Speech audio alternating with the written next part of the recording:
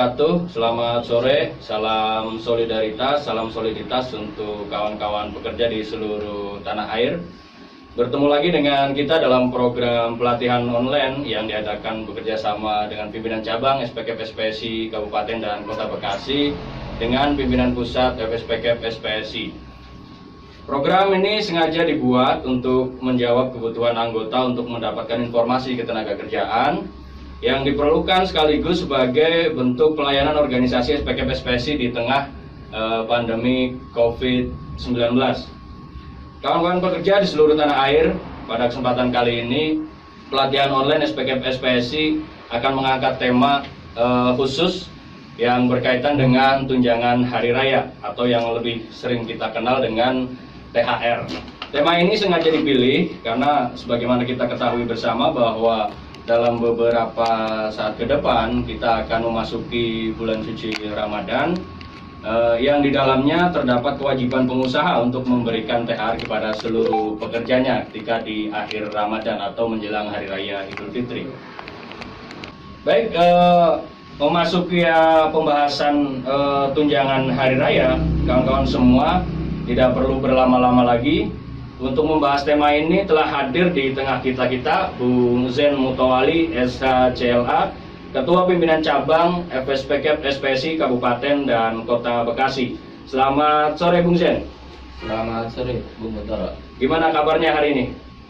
Alhamdulillah sehat. Semoga kawan-kawan sebangsa dan setanah air, seluruh pekerja dari Sabang sampai Merauke, di tengah situasi kita pencegahan COVID-19, mudah-mudahan kita pekerja tetap bisa menjaga diri dan selalu dilindungi dari terjangkitnya penyakit tersebut. Jadi mohon maaf, kita juga dalam posisi yang physical distancing nih dengan Bung Gotaro. Ya, betul. Terima kasih. Jadi kita harus jaga jarak gitu, Bung Zen, jaga ya. jarak. Baik, Bung Zen, langsung kita masuk saja pada pertanyaan yang pertama terkait dengan asal muasal sejarah atau filosofi dari tunjangan hari raya itu tersebut di Indonesia kira-kira seperti apa? Sebelum kita bicara tentang sejarah adanya THR di Republik ini, mungkin sekedar mengingatkan kita semua bahwa kalau kita bicara tentang filosofis kesejahteraan yang salah satunya adalah THR itu sendiri, kita yang pertama harus lihat kembali bahwa sesungguhnya tujuan bernegara kita ini bagaimana tertuang di dalam pembukaan Undang-Undang Dasar 1945, salah satunya adalah meningkatkan kesejahteraan umum. Jadi itu rasa-rasanya yang menjadi filosofi dasar bahwa kita bernegara ini, Republik ini, NKRI ini adalah bernegara dalam rangka meningkatkan kesejahteraan umum yang salah satunya adalah tercermin dalam pemberian kesejahteraan dalam bentuk tunjangan hari raya keagamaan. Pertama. Yang kedua, kita sadari betul bahwa sejak nenek moyang kita dulu, bangsa Indonesia itu terkenal sebagai bangsa yang religius. Pasal 1 sila pertama dari Pancasila kita berbunyi ketuhanan yang Maha Esa. Dan realita ini yang menjadikan bahwa bangsa kita ini adalah bangsa yang religius. Sehingga kemudian keberagaman agama-agama yang ada di Indonesia itu harus diakui dalam kita berbangsa dan bernegara, yang artinya kita menghargai dan mengapresiasi keberadaan agama dan keyakinan tersebut dalam bentuk tunjangan hari raya keagamaan. Nah, itu dari sisi filosofis. Nah, kalau kita bicara tentang sejarah munculnya tunjangan hari raya atau tunjangan hari raya keagamaan, maka kita akan temui, semisal kalau kawan-kawan bisa membuka salah satu referensi itu di dalam buku politik perburuan era demokrasi liberal tahun 50-an, di sana kawan-kawan akan jumpai bahwa sesungguhnya perjuangan pekerja atau buruh pada kurun era 50-an itu, di sana ada sebuah perjuangan yang di dalamnya merupakan perjuangan serikat pekerja dalam melembagakan THR ini menjadi sebuah hal yang untuk mensejahteraan pekerja. Jadi di era tahun 50-an sesungguhnya pekerja buruh pada saat itu sudah memperjuangkan THR itu sebagai sebuah kelembagaan sosial yang kemudian sampai hari ini kita nikmati.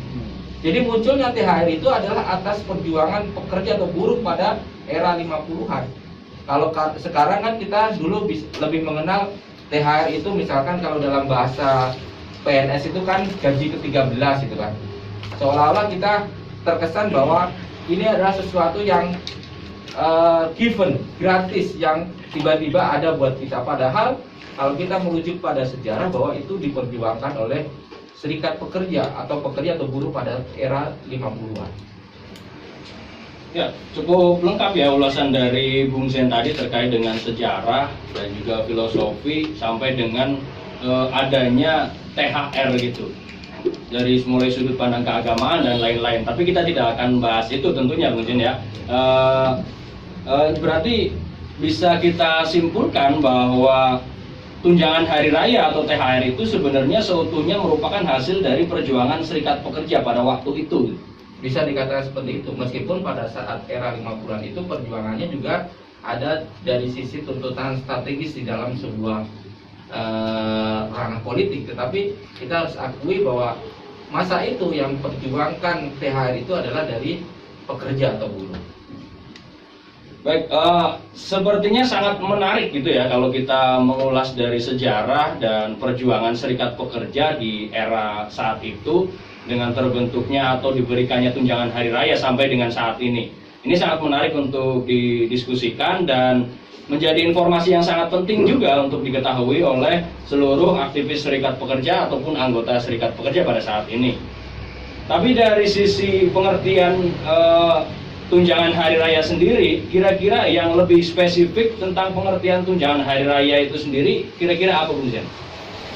Jadi kalau dari sisi pengertian THR dari peraturan perundang-undangan yang ada, dari norma yang ada sampai norma yang terakhir yaitu peraturan Menteri Tenaga tahun 6 tahun 2016, nomor 6 tahun 2016, kita mendapatkan bahwa tunjangan hari raya atau THR itu adalah pendapatan non upah yang diberikan oleh pengusaha kepada pekerja atau buruh yang sudah bekerja selama 1 bulan atau lebih secara terus-menerus. Seperti itu. Nah, sebenarnya ada beragam ya, kalau sekali lagi kalau kita di sepanjang sejarah ketenagakerjaan di Indonesia, kita menjumpai bahwa setidaknya sebelum Permenaker 6 nomor tahun 2016 ada 4 peraturan yang terkait dengan THR atau norma-norma yang mengatur tentang THR, seperti Peraturan Menteri Perburuan nomor 1 tahun 61, kemudian diganti dengan Kepmenaker 166 tahun 67, kemudian Kepmenaker 16 tahun 68, dan kemudian Permenaker nomor 4 tahun 94 yang kemudian diganti terakhir kalinya dengan Permenaker nomor 6 tahun 2016. Jadi secara umum kalau kita bicara tentang apa sih THR itu, THR itu adalah pendapatan non upah yang diberikan kepada pekerja atau buruh yang sudah bekerja 1 bulan terus menerus atau lebih.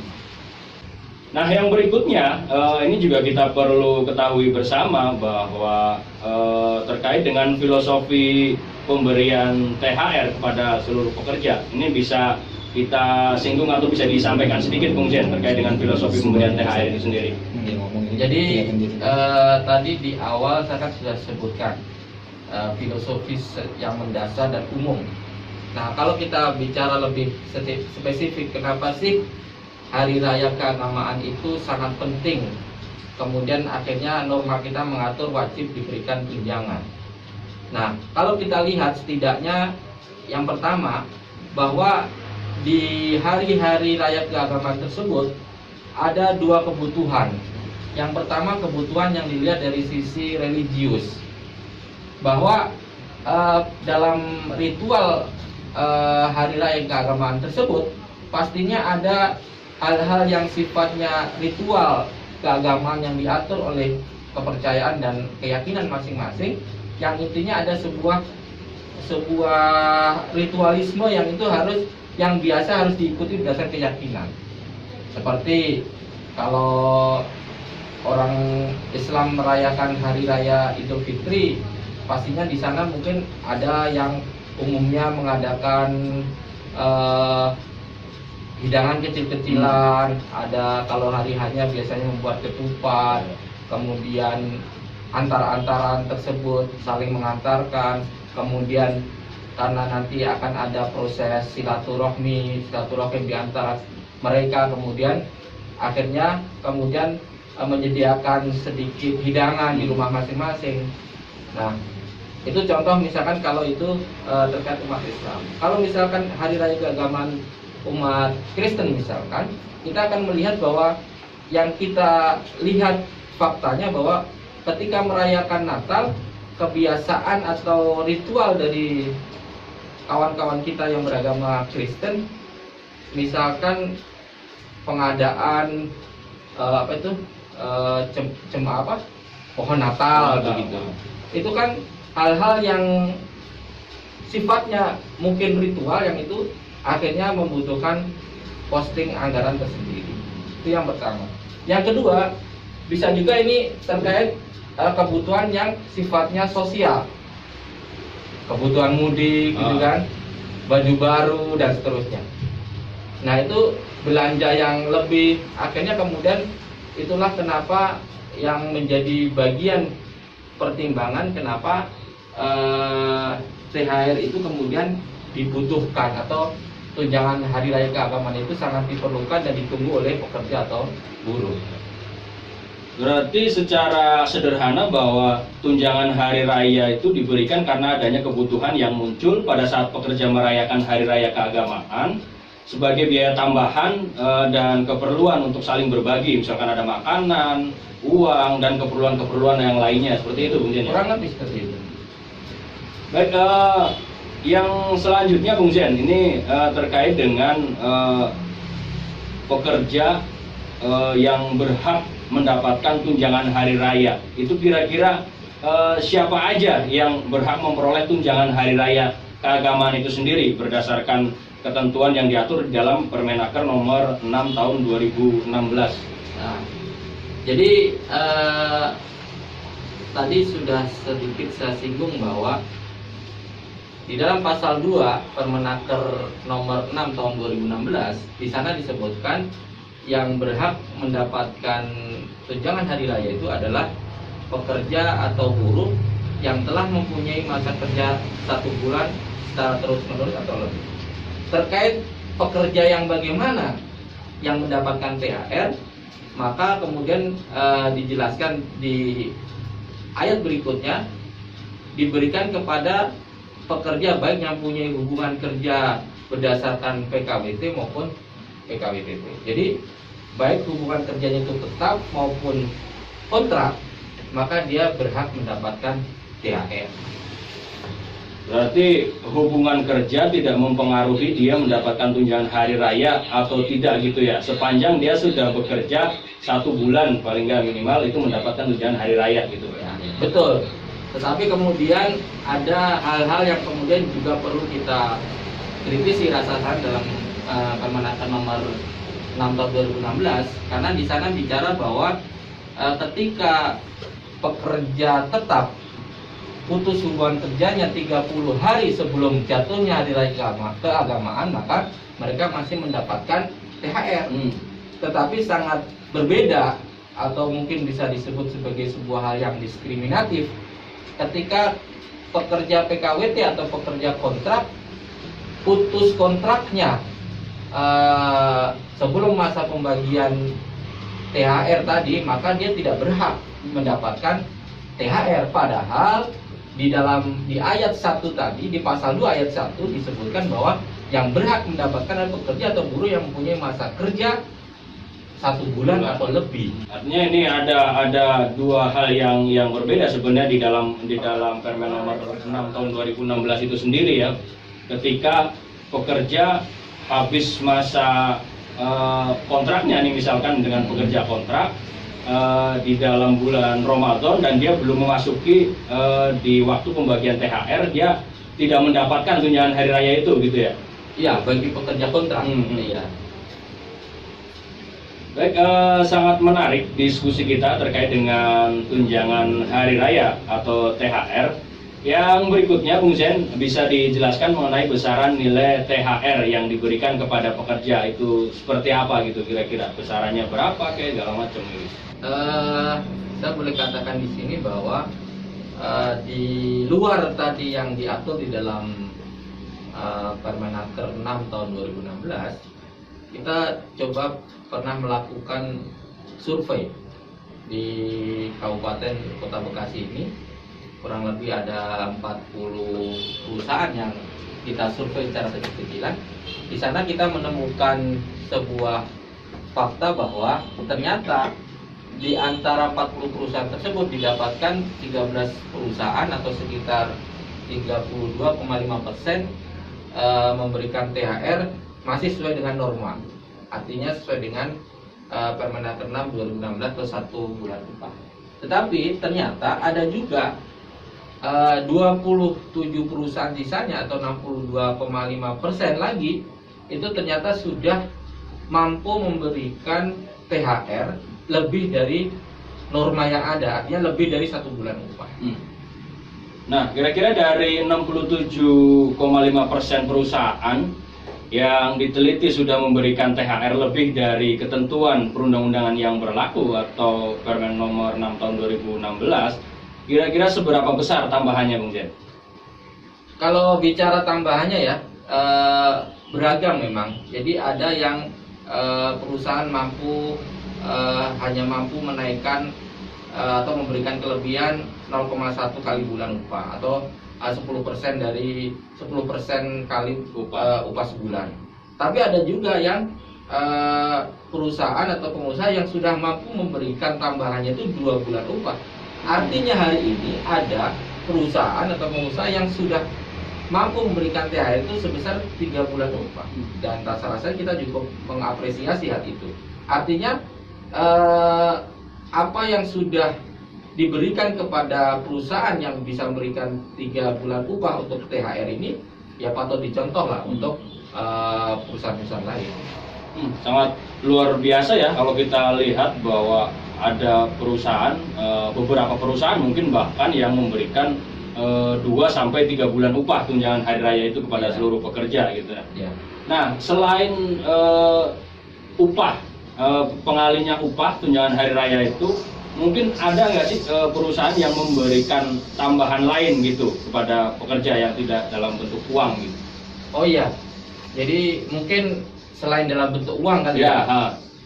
Jadi tambahan-tambahan THR yang kita hasil survei kita itu ada juga yang bentuknya memang bukan berupa uang. Ada yang tambahannya berupa paket, semacam parcel begitu. Ada juga yang voucher belanja, yang nilainya juga beragam. Ada yang mulai dari 30.000 sampai nilai yang di atas 300.000. Jadi bentuknya macam-macam. Ada juga yang perusahaan memberikan bantuan dalam bentuk diberikan voucher mudik gratis, atau bahkan ada yang menyediakan kendaraan untuk mudik bersama. Nah, ini contoh-contoh THR itu yang diberikan oleh perusahaan lebih dari norma yang ada. Jadi banyak varian sebenarnya ya yang bisa diberikan oleh perusahaan untuk menambah tunjangan hari raya gitu selain daripada norma yang berlaku 1 bulan upah itu gitu ya. Nah, terkait dengan waktunya, kira-kira untuk tunjangan hari raya itu dibayarkannya itu kapan, Bung Zen? Nah, kalau kita kembali kepada Permenaker 6 tahun 2016, di sana kan disebutkan THR harus dibayarkan kepada pekerja paling lambat 1 minggu sebelum hari raya keagamaan. Tetapi penelitian kami yang tadi kami sebutkan atau saya sampaikan di depan, itu ternyata ada juga perusahaan-perusahaan itu yang mereka sudah punya aturan di internal mereka atau kesepakatan di internal mereka, ada yang memberikan THR-nya itu 3 minggu sebelum hari raya, atau ada juga yang 20 hari sebelum hari raya, Dan rata-rata, kalau kita bicara rata-rata keumuman di perusahaan-perusahaan yang kami teliti, bahwa rata-rata 2 minggu sebelum hari raya itu perusahaan-perusahaan itu sudah memberikan THR kepada pekerjanya. Hanya sudah lebih baik lah gitu ya dari norma yang ada, yang harusnya 1 minggu sebelumnya bisa diberikan misalkan 2 minggu atau bahkan 20 hari sebelumnya gitu ya. Nah, dengan berbagai hasil positif yang diperoleh oleh PUK SPKP SPSI di tingkat perusahaan, baik yang sudah diatur di dalam PKB maupun perjanjian bersama, kira-kira langkah advokasi apa yang perlu dilakukan oleh serikat pekerja khususnya di SPKP SPSI gitu ya? Jadi saya pikir begini, kawan-kawan pengurus serikat pekerja, serikat buruh, terutama di tingkat unit kerja, saya pikir bisa memperjuangkan kualitas dan kuantitas THR ini dengan cara meningkatkan kualitas PKB-nya tentunya. Jadi ada 3 hal mungkin yang bisa kita lakukan. Bagaimana kita berjuang PKB kita lebih baik soal THR ini. Pertama, tentang kuantitasnya. Kuantitas artinya kalau norma bicara 1 bulan upah, maka kita bisa merundingkan dalam PKB dan kemudian menyepakatinya dalam PKB, misalkan lebih dari 1 bulan upah. Terserah, barangkali masing-masing kondisi perusahaan, serikat pekerja juga akan bisa menyepakati yang beragam modelnya. Misalkan bisa langsung, misalkan berapa tambahannya berapa persen kali upah bisa, atau kemudian diatur berdasarkan masa kerja misalkan. Setiap bertambah masa kerja maka akan bertambah THR yang dia terima. Itu yang pertama. Yang kedua juga bisa meningkatkan kualitas THR-nya itu dengan cara menyepakati fasilitas lain di luar THR tapi juga berkaitan erat dengan masa pembagian THR. Misalkan katakanlah ada paket atau parcel, katakanlah begitu, atau kemudian paket yang berkaitan dengan hari raya keagamaan, misalkan sarung, peci, baju koko misalkan, atau hal-hal lain yang bisa disepakati, atau bisa juga dalam bentuk tadi voucher dan seterusnya. Itu yang kedua. Yang ketiga, menaikkan kualitas THR juga. Kalau misalkan 2 hal tadi tidak bisa dilakukan, bisa juga dengan cara kapan pembagian THR itu. Nah, ini bisa dilakukan misalkan yang tadinya kita pembagiannya menurut Permenaker 6 tahun 2016 itu 1 minggu, kita bisa sepakati misalkan lebih cepat dari itu, misalkan 2 minggu sebelum hari raya atau bahkan 3 minggu sebelum hari raya. Itu artinya kan kita mengadvokasi anggota kita bagaimana THR itu lebih berkualitas dari norma yang ada. Baik, Bung Zen, ini tadi sudah banyak pembahasan kita terkait dengan mulai dari sejarah, terus kemudian besaran nilai THR, sampai dengan waktu pemberian THR, sampai dengan terakhir adalah advokasi dari serikat pekerja terkait dengan tunjangan hari raya itu sendiri. Nah, ini pertanyaan terakhir dari saya. Akhir-akhir ini kita dicemaskan dengan pemberitaan di media massa mengenai pemberian tunjangan hari raya atau THR yang ditunda karena pengaruh dampak penyebaran COVID-19. Ini kira-kira tanggapannya seperti apa, Bung Jen? Sebelum saya menjawab terkait bagaimana advokasi kita terhadap itu, yang pertama kita harus sama-sama belajar dari situasi ini, yaitu bagaimana kita dalam kondisi penularan COVID-19 ini, kita tidak boleh panik, tetapi kita pun harus meningkatkan kewaspadaan. Nah, itu harus, apalagi kita sebagai serikat pekerja, kita harus menjamin, memastikan bahwa anggota-anggota kita terlengkapi kelengkapan K3 atau APD-nya dari potensi penularan COVID-19 di tempat kerjanya. Karena kita harus akui sampai hari ini memang tidak banyak perusahaan yang kemudian meliburkan pekerja sementara karena kaitannya dengan COVID-19. Nah, kalau bicara tentang kemungkinan dengan situasi ini, kemudian ekonomi kurang bagus, kemudian perusahaan beralasan ini tidak memberikan THR, Saya pikir yang pertama adalah kita dalam kondisi semacam ini adalah harus ada keterbukaan di antara pengusaha perusahaan dengan serikat pekerjanya. Harus sama-sama terbuka. Rasa-rasanya kondisi sulit perusahaan itu memang mungkin realita, tetapi kondisi sulit di pekerja atau buruh itu lebih dari itu. Nah, itu yang kedua, ketika kita bicara norma, katakanlah tentang THR, Permenaker 6 tahun 2016, itu kan sifatnya wajib. Bahkan di dalam pasal 10 itu disebutkan bahwa ketika pengusaha itu terlambat membayarkan THR itu ada sanksinya, gitu ya. Ada sanksinya. Jadi saya bacakan ya, pasal 10 ayat 1.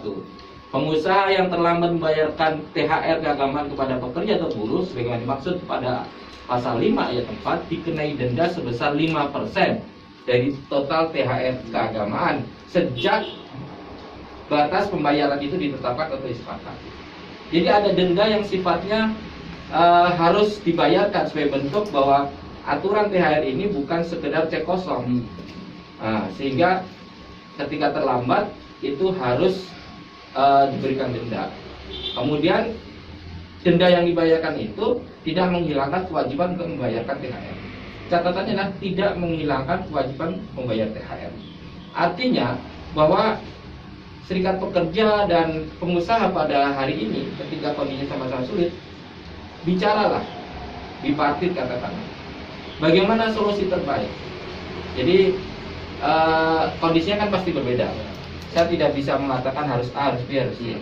Tetapi yang jelas bagaimana kemudian secara bersama-sama keluar dari kesulitan ini dan mari yang sifatnya norma kita jalankan baik oleh pengusaha maupun oleh serikat.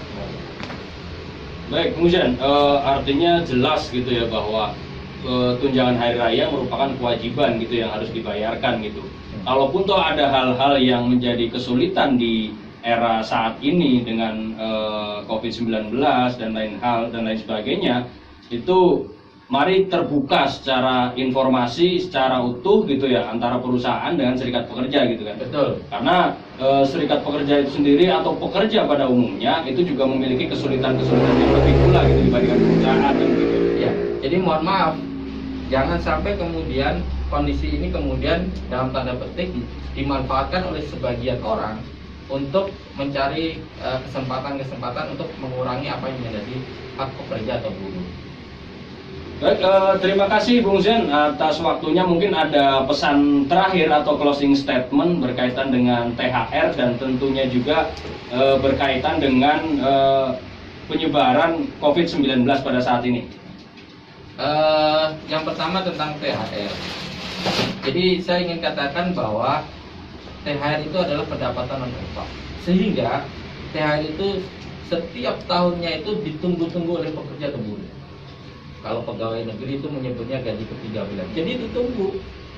Jadi pembayarannya sangat ditunggu oleh pekerja buruh. Oleh karenanya saya menghimbau kepada pengusaha atau perusahaan agar ketika masanya tiba, mari kita laksanakan pembayaran THR sesuai dengan norma yang ada. Setidaknya apa yang sudah ada di dalam Permenaker 6 2016 atau dalam kesepakatan atau dalam PKB yang sudah disepakati oleh perusahaan dan serikat pekerja.